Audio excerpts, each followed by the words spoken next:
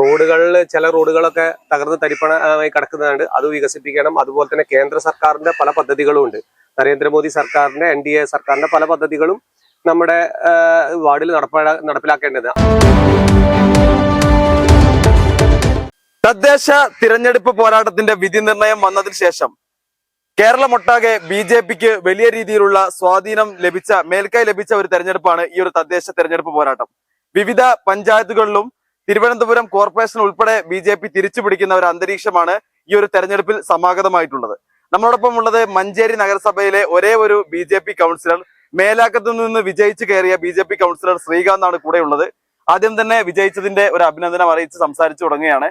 എങ്ങനെയാണ് പുതിയ ഉത്തരവാദിത്തം ഏറ്റെടുക്കുന്ന ജനപ്രതിനിധി എന്ന നിലയിൽ എങ്ങനെയാണ് താങ്കളുടെ ഒരു പ്രതീക്ഷ ഞങ്ങളോട് പങ്കുവെക്കുന്നത്?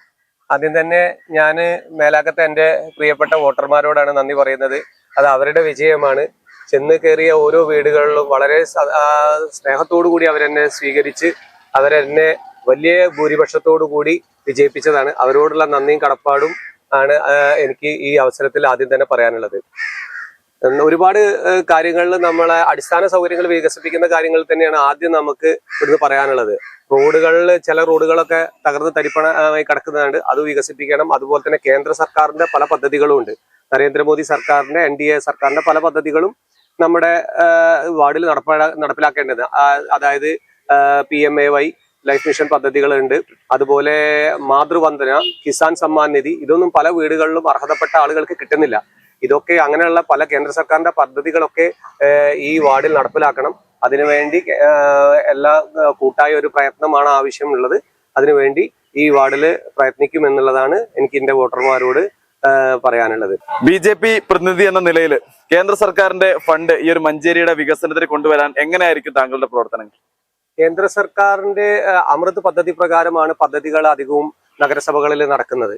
അതുപ്രകാരം നമ്മുടെ കേന്ദ്രമന്ത്രിയായ സുരേഷ് ഗോപി, അതുപോലെ തന്നെ ജോർജ് കുര്യൻ സർ തുടങ്ങിയിട്ടുള്ള ആളുകളുടെ ഒരു സഹായവും, അതുപോലെ തന്നെ MP മാരായിരുന്ന PT Usha, Sadananda master തുടങ്ങിയ അങ്ങനെയുള്ള ആളുകളായിട്ടും നമ്മളെ വാർഡിന്റെ വികസനത്തിനും മഞ്ചേരി നഗരസഭയുടെ വികസനത്തിനും വേണ്ടി ഇപ്പൊ തന്നെ നമ്മൾ ഒരു ചർച്ച നടത്തിയിട്ടുണ്ടായിരുന്നു.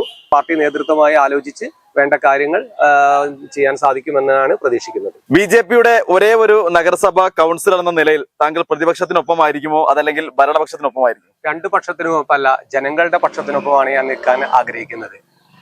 കാരണം ഈ നാട്ടിലെ ജനങ്ങളാണ് എന്നെ വിജയിപ്പിച്ചു തന്നത്. അവർക്ക് വേണ്ടിയിട്ടാണ് ഇനി എന്റെ പ്രവർത്തനങ്ങളും എന്റെ ഭാവിയിലുള്ള എല്ലാ പരിപാടികളും ഞാൻ പ്ലാൻ ചെയ്ത് വെച്ചത്. അവരുടെ ഒപ്പം നിൽക്കാനും അവർക്ക് വേണ്ടി പ്രവർത്തിക്കാനും വേണ്ടിയിട്ട് തന്നെയാണ് തീരുമാനിച്ചിട്ടുള്ളത്. LDFന്റെ നഗരസഭയിലെ ചെയർമാൻ സ്ഥാനാർത്ഥിയുടെ ഒരു ആരോപണം ഉണ്ടായിരുന്നു. വലിയ രീതിയിൽ എല്ലാ വാർഡുകളിലും, ഒട്ടുമിക്ക വാർഡുകളിലൊക്കെ BJPയുടെ സ്ഥാനാർത്ഥി ഉണ്ടായിരുന്നു. UDFന്റെ ഈ ഒരു വർഷത്തെ വിജയത്തിൽ വലിയ പങ്ക് വഹിച്ചത് BJPയുമായിട്ടുള്ള വോട്ട് കച്ചവടമാണെന്നൊരു അഭിപ്രായം അദ്ദേഹം പ്രകടിപ്പിച്ചിരുന്നു. അതോടൊപ്പം തന്നെ BJPയുടെ പ്രവർത്തകർ ആരും സജീവമായി ഈ ഒരു തെരഞ്ഞെടുപ്പ് ഗോതയിൽ ഉണ്ടായിരുന്നില്ല എന്നൊരു ആരോപണം കൂടി അദ്ദേഹം പറഞ്ഞിട്ടുണ്ട്.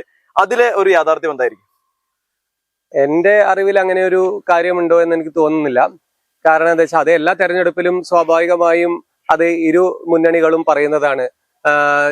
BJP വിജയിച്ചു കഴിഞ്ഞാൽ സ്ഥിരമായി പറയുന്ന ഒരു വാക്കുകൾ മാത്രമാണ് അത് അങ്ങനെ കണ്ടാൽ മതി എന്നുള്ളതാണ് എന്റെ അഭിപ്രായം. മുമ്പ് 2015-20 കാലഘട്ടത്തിൽ മഞ്ചേരി നഗരസഭയിൽ BJPയുടെ പ്രതിനിധി ഉണ്ടായിരുന്നു. ഇപ്പൊ വീണ്ടും താങ്കളിലൂടെ മറ്റൊരു BJP പ്രതിനിധി വരുന്നു. പാർട്ടിയുടെ കൂട്ടായ പ്രവർത്തനങ്ങൾ ഇനി വരും വർഷങ്ങളിൽ നിങ്ങളുടെ കൗൺസിലേഴ്സിന്റെ, BJP കൗൺസിലേഴ്സിന്റെ അംഗസംഖ്യ വർദ്ധിപ്പിക്കുന്നതിന് കാരണമാകും? തീർച്ചയായും. BJPയുടെ അടുത്ത തെരഞ്ഞെടുപ്പ് വരുന്നത് 2030-ലാണ് തദ്ദേശ സ്വയംഭരണ സ്ഥാപനങ്ങളിലേക്കുള്ള തെരഞ്ഞെടുപ്പ്. അന്ന് തീർച്ചയായും ഇതിലേറെ ഒന്നിൽ കൂടുതൽ BJP അംഗങ്ങൾ മഞ്ചേരി നഗരസഭയിൽ എത്തും എന്ന് തന്നെയാണ് എന്റെ പ്രതീക്ഷ. അതിനുവേണ്ടി പ്രയത്നിക്കും. നരേന്ദ്രമോദി സർക്കാർ മുന്നോട്ട് വയ്ക്കുന്നത് വികസനമാണ്. ഞങ്ങളുടെ സ്റ്റേറ്റ് പ്രസിഡന്റ് രാജീവ് ചന്ദ്രശേഖർജിയും മുന്നോട്ട് വെച്ചിട്ടുള്ളത് വികസിത കേരളം, വികസിത ഭാരതം എന്നുള്ളത് പോലെ തന്നെ ഞങ്ങൾ ഒന്നും കൂടി വെക്കുന്നു വികസിത മഞ്ചേരി എന്നുള്ളത് കൂടി ഞങ്ങൾ ലക്ഷ്യം കൈവരിക്കാൻ വേണ്ടി ഞങ്ങളിൽ കൂടുതൽ കൗൺസിലർമാർ മഞ്ചേരി നഗരസഭയിൽ എത്തേണ്ടതുണ്ട്. അതിനായിട്ടുള്ള ഒരു പ്രയത്നം കൂടി എന്റെ ഭാഗത്തുനിന്നുണ്ടായിരിക്കും. ഭരണ പ്രതിപക്ഷ വ്യത്യാസങ്ങളില്ലാതെ ജനപക്ഷത്തിനൊപ്പം നിന്ന് സഞ്ചരിക്കുമെന്നും പ്രവർത്തിക്കുമെന്നും കേന്ദ്ര സർക്കാരിന്റെ ഫണ്ടുകൾ മഞ്ചേരിയിൽ എത്തിച്ച് മഞ്ചേരിയുടെ വികസനത്തിന് മുതൽക്കൂട്ടാകുമെന്നും കൂടിയാണ് ശ്രീകാന്ത് ഈ ഒരു ഘട്ടത്തിൽ നമ്മളോട് പറഞ്ഞു വെക്കുന്നത്.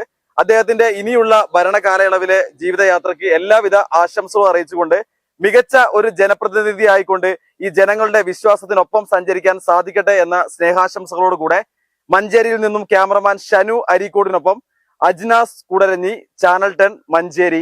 അൽസലാമ ഐ ഹോസ്പിറ്റൽ സേവനത്തിന്റെ 20ാം വർഷത്തിലേക്ക്. 21 ലക്ഷത്തോളം സന്തുഷ്ടരായ ഉപഭോക്താക്കളും 2 ലക്ഷത്തോളം തിമിര ശസ്ത്രക്രിയകളും പൂർത്തിയാക്കിയ മലബാറിലെ ഏക കണ്ണാശുപത്രി.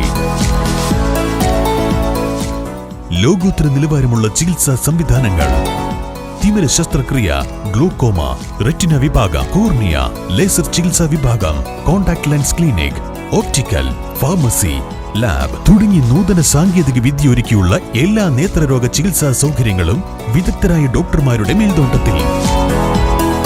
Al Salama eye hospital, hospital road, Perinthalmanna.